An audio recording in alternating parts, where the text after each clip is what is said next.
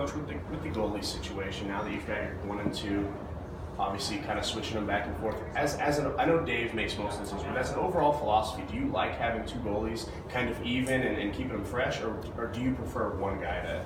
No, I mean, over 82 games, you need goaltending. Like I said, we went through that the first 25 games of this year. So no, I mean, Fleury's our number 1 goalie. Subi's going to be there, and we're going to get experience and play a lot of games. But you know, we're going to rely on Mark Henry to be the leader. And like I said, when we're not going to sit Fleury on the bench all season long, that's for sure. But he's going to play some games, and like he did last night, he got into a big game last night, and you know, a couple of goals early, but he settled down and played really well. So we're trying to develop a good young goalie, and he's played really well. He's 7-2 his record, and then we got who we think is a real good goaltender, Mark Henry Fleury, coming back from an injury. So nobody's going to get tired in our team. Everybody's going to play and get a chance to play. And like I said, some things we might play him 4 or 5 in a row, who knows, but we'll see where it goes. It's all about playing well too. Rick, how excited are you to see how your guys match up against the best team in the league tomorrow? No, tomorrow's another big game. I mean, we're playing the top team in the NHL right now. They got 50 points. They're a dangerous club. They score more goals than anybody, and they play a real good hockey game. So they're a good defensive club. They play great offense. Their power play is unbelievable. So it's going to be fun to play that game tomorrow. We just had a big game against Pittsburgh. You know, that was a huge game for us, and now this is another huge game coming up. And like I said, we'll see what happens, but we'll play hard and hopefully play real well. What makes them so good, besides their obvious natural talent? Well, that's their talent, their work ethic. I mean, they play a fast game. I mean, I talk about our team playing fast. Well, this is probably the fastest and quickest team in the league, and they play a real aggressive forechecking game. And this year they're playing much better defensively too, and their goaltenders have been excellent all year. So right now they're on top of their game. You coached with Coop at the World Championships last spring.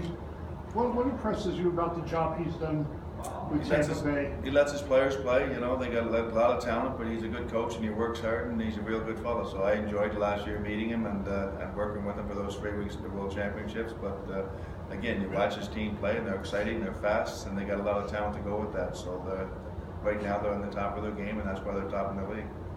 So much Turk has been about the connections here in the season. Of course, that's going to be the situation again tomorrow night as your former line mate, of course, Steve Yzerman. This is his team. Any extra fuel to the fire? No, that's years ago.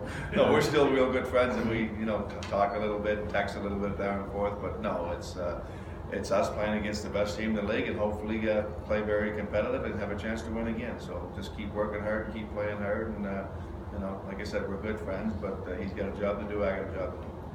You've had a number of days now to see Carpenter up close and evaluate him. What have you seen out of him that makes you think that he'll fit in nicely with this team? He looks like a good, solid, hard-working guy. He's worked hard in practice. He skated hard. And he got some good talent out there. So we're playing real well right now, and we're not going to flirt around with the lineup until we have to. But we'll see where it goes. But again, he's a guy that our scouts know a lot more about him than I do. But I like what I see so far. Speaking of Stevie Y, back when you played with him, could you kind of see that he was going to be a good general manager? No idea. No, we were having too much fun back then to worry about coaching and being general managers. And what are your memories of playing at the Thunderdome? It was a huge building at the time. I mean, it was different. We weren't getting a whole lot of fans. I think one night we had the record of 28,000 or something like that. They had one night, but no, it was different. I enjoyed it there for the 2 years I was there, but a big difference for sure. When you talk about playing everybody, how much of that helps foster the internal competition that happens with all these guys trying to get ice time and that sort of thing? No, the way I coach and the way I tell our guys is, I want to play guys that I can trust, and that's why I play. If everybody plays well, everybody's going to play. If the third period comes and I don't like the way some guys are playing, then they're not going to play as much. But I'm a true believer. It takes 20 guys to win a hockey game, and you're just not going to move your top guys every night. And when people are at the ice tired, they get hurt, or they get they get little brain cramps in the D zone where they're not as sharp. And I think when guys play the right amount of minutes, it makes them a lot better hockey players. So. And again, I always stress we need 20 guys to win. That's a key for our team. You mentioned last night the team doesn't have any stars quite yet. I mean, is there a cast system? Are there top guys, do you think, on this team, or can the top guys become lower guys in an instant? No, I mean, obviously, when you're getting picked up in expansion, your real good hockey players. We got real good hockey players. I mean, there's no Sidney Crosby. We got some real good. I mean, James Neal scored a lot of goals. Jonathan Marshall had a 30-goal season last year. So they're good hockey players. Now, I don't think a lot of people consider them superstars, but they're good hockey players. Marc-Andre Fleury's won 3 Stanley Cups, had a great career, so he's probably the closest we got to a superstar. And you know, like I said, he's a great player, a great leader for us. So our guys come to work every day, and they don't care who they're playing against. They're just going to work hard and do the best they can. Eric Halla has scored the winning goal last night. He assisted on the winning goal against Pittsburgh.